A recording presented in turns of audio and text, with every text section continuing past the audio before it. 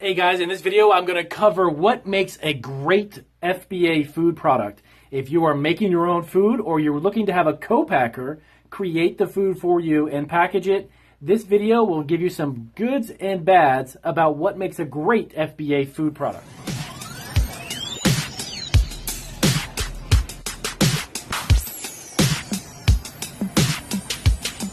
Hey guys, it's Damien from Marketing Food Online. I hope you guys, as always, are having a great day. I know that I am. I want to give you guys a really quick rundown of some of the characteristics that make a great food product that can be put into FBA. Of course, Amazon's FBA, Fulfilled by FBA program, is a program that will allow you to ship a product to their warehouse, and then they would do all of the packing and customer service on their end for you for a fee. And that's kind of a really basic understanding of what FBA is. It is a great concept. It's actually helped us grow our business. We have items that we fulfill. We have roughly 700 products listed that we sell. And we've got 45 to about 50, if I'm not mistaken, that are actually FBA items. And all of those FBA items are actually from our brand. And we create those products here in our shop, which is where I'm at right now. So, to get started really quick, what makes a good food product? Now, there's a few things that you need to keep in mind. Before I jump into the characteristics of the product, you need to understand the type of facilities and the type of process that it takes to pull a product and ship it. That is actually very, very important, specifically when it comes to food product, because there are some food products that lend themselves to being better in FBA inventory than others, okay? Number one, I would recommend try to find a package that is either a stand-up bag or a gusseted bag as opposed to a box or a glass container. Why would that be important? Well, when it gets warehoused, once they receive your product, there's going to be someone physically there picking up the product, putting it into their inventory, into the warehouse, scanning it, and then it will sit there. Now, a lot of times on that shelf space, there is a lot of other products within that area that are going in and out constantly. The only thing that I personally, this is again all I'm speaking from my own experience, when you're dealing with things like boxes, the corners of the boxes, the edges can get dented, damaged, or broken. They can get ripped and torn. Finding a good quality, really thick 5 mil polypropylene style bag, that's actually a certain type of plastic bag. That is what we use on all of the products that we send out. I just don't believe in using the boxes. If we are creating a product and we're shipping a box out, you have the risk of the box itself and the appearance of the box getting extremely damaged or potentially broken open during shipment. And what that's going to do is your customer is going to get that box, the shipping box, open it up, and they're going to see the damaged box, and it's going to make you look bad. It's not going to make Amazon look bad.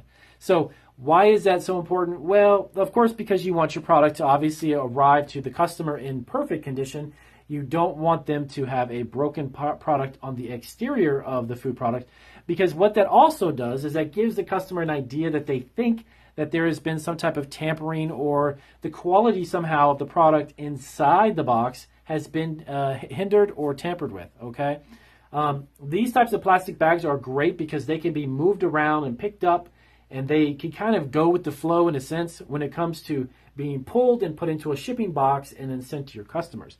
Now, I'm not saying completely stay away from the case pack, the box, or the cardboard box idea, but just keep that in mind that might be something that may be better for you. Now, obviously, if you are creating a salsa, barbecue sauce, or something liquid, you don't put it in a bag. That's understandable. But there are two types of containers that your liquid styled food product can be put into, and I would highly recommend you use plastic. There is a lot of BPA that a lot of the cans and metal cans and other processes to create liquid styled food like salsas or barbecue sauces, plastic bottles that would be kind of lend themselves to a more safer type of product, okay? And again, it's not an issue of somebody cutting themselves or breaking open. It's just a matter of, again, when it's being moved around and shuffled around or pulled and packed, it could have the tendency or the chance or opportunity for it to be on the floor. And if it hits the floor, obviously glass will break. Plastic has a tendency to kind of absorb that and then would probably fare better if it was dropped or if it was misplaced or mishandled. So just keep that in mind, that these are the types of things that I would definitely keep in mind when it comes to creating a private label food product. Now, you can find a co-packer, a company that will actually pack your entire product from recipe to finished product for you. You don't necessarily have to do this yourself. Now, I do a lot of videos, probably done about a dozen videos, I think, about co-packing, and definitely want to keep that in mind. Does it cost a little bit more to produce the product individually? Yes. But to tell you the truth, when you start to deal in volume and you're starting to ship out hundreds of units or even thousands of units to Amazon and your product's selling very well, I would not even hesitate to, we don't even worry about those little incremental cost factors in each individual unit, because as you're selling hundreds or thousands of units, you're still going to make your margin and the popularity of your product can grow. And I really would honestly not make a large deal about the cost that it would be for them to produce the product individually, okay? And a lot of times when you're working with a co-packer, if you're not using Amazon and you're shipping to a retailer, you're really making your money on the case pack. You're not truly making a lot of money on each individual unit, and you need to understand that from a psychological standpoint. Don't dwell on, hey, you know what, I'm making $1 to $2 per unit. If you're shipping out a case pack and it's going to a retailer and they're ordering 100 cases and you've got 24 units in each case, that order itself is going to make you thousands of dollars. And that's really kind of how you need to look at it if you're not going the FBA route. So back to what I was saying about some of the attributes, some of the characteristics of a good food product. So the packaging, I just went over. Keep it in mind. You want to keep something that's safe, lightweight, and it's easy to be pulled out and packaged. By the way, it's a weight factor too. So let's just say, for instance, you had a product and you decided to go in the glass bottled route, okay? Maybe it's a salsa. The weight from that bottle itself is going to weigh a lot more than it would if it's in a plastic style container, okay? Now, when it comes to an FBA fee, because there are obviously fees attached to FBA, the weight of that product, you could sell the exact same quantity, the same volume in a plastic unit. It would weigh a heck of a lot less, okay? And that's going to save you money because then the fees would be a lot less due to the weight and size, okay? So now, number 2, think about the temperature and the quality of the product if it happens to be during the summer or springtime. If you have a product that could be detrimentally, let's just say that it the quality of the product could be detrimental to the type of temperature outside during shipping, that's something to keep in mind, okay? A lot of really good products that make a good idea for FBA are powdered mixes, dried teas, products that are not temperature sensitive, okay? That the quality of the product won't be hindered if it happens to be shipped in the middle of the summer and the customer gets it and it's a box of tea bags, or you have a box of chocolates. Obviously, those two things, you're going to have some issues with the chocolate, okay? Now, there's a lot of other products that could be potentially temperature issues could come up, and the quality of the product could be detrimental, okay? It could be affected in a big way. So when it comes to spices, herbs, pancake mixes, if it's a canned product, now there's a lot of obviously canned products that you can create, private label canned goods. There is a little bit of, again, the weight issue, though, with the cans, but most of those can actually withstand quite a huge fluctuation in temperature. So those wouldn't make that bad of a product. It's just keep in mind the weight. So anything that you can create, the packaging, the lighter the packaging is, the better. Also keep in mind the way that you're packing them in a case pack. Let's say you have a wonderful snack item. It's a trail mix and it's a small bag, but you are selling them by the case pack, not the individual bag. Keep in mind how large that actual case pack is going to be and how many units you're putting in there, okay? Because again, what it'll boil down to is the size, the circumference of the product in the case pack, as well as the weight of that product itself, okay? So anything that can be shipped or stored that doesn't have to be something you need to worry about when it comes to temperature, the better off you are, okay?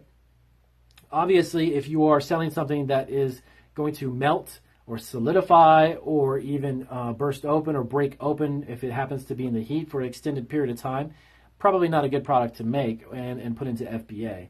Also, the other thing you want to keep in mind is to try to keep your individual units, if you're selling a product individually, and let me see if I have anything around here. Let me see real quick.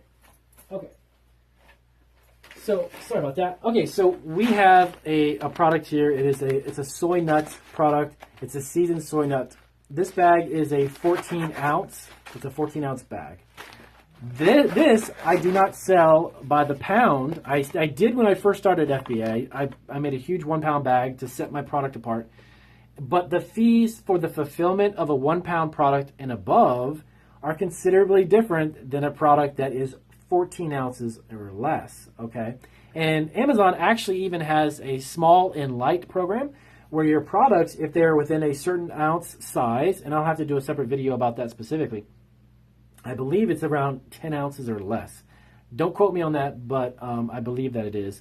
It's around 10 to 8 ounces or smaller. You can apply for their small and light program where the fees are even reduced even more, okay? So, but what you want to do is, this product, I wouldn't hesitate to send away, which actually it is a product that we are getting ready to send out. Hesitate to put this into FBA. It's in the polypropylene bag. This is a 5 mil. That mil is actually the thickness of the plastic. It's very, very thick, okay? There you go. So the bag itself is super thick, very durable, but this can be moved around and tossed around. I know this doesn't break open, okay, unless somebody jumps on it and dances the Macarena or something like that. So anyways, keep it to a minimum. If you can keep it below that 1 pound and you can sell the unit and have a great margin on it, that is the way to go as well. Not to steer you away from producing a product that's 2, 3, 4, or 5 pounds, but just keep in mind that, of course, the better off you are if you're below the 1 pound mark. So there's just a couple real quick tips. I'll do a couple other videos about the fees and pricing for FBA, specifically in regards to some of the food products. But if you're looking into or thinking about having a food product produced or made, also keep in mind the co-packers that you will work with, the amount of product they will create at one time. Some of their minimums are going to be a few hundred units to a couple of thousand to get started. Okay, they do that for a reason because they don't want someone to come and, if they're going to spend a certain amount of time, allotted amount of time filling up 50 bags or 100 bags at a time, they can't make money on that. They have to do it in a certain increment, and normally it's a few hundred to a couple of thousand units at a time, minimum, okay? So with that being said, if this helped you out, give you a little bit of an understanding about what makes a good food product and what doesn't, please do give me a big thumbs up. If you have questions about the video, let me know down below. And as always, if you know anybody who can benefit from my videos or my channel, please let them know. Email them or let them be aware of Marketing Food Online. Thank you guys and take care.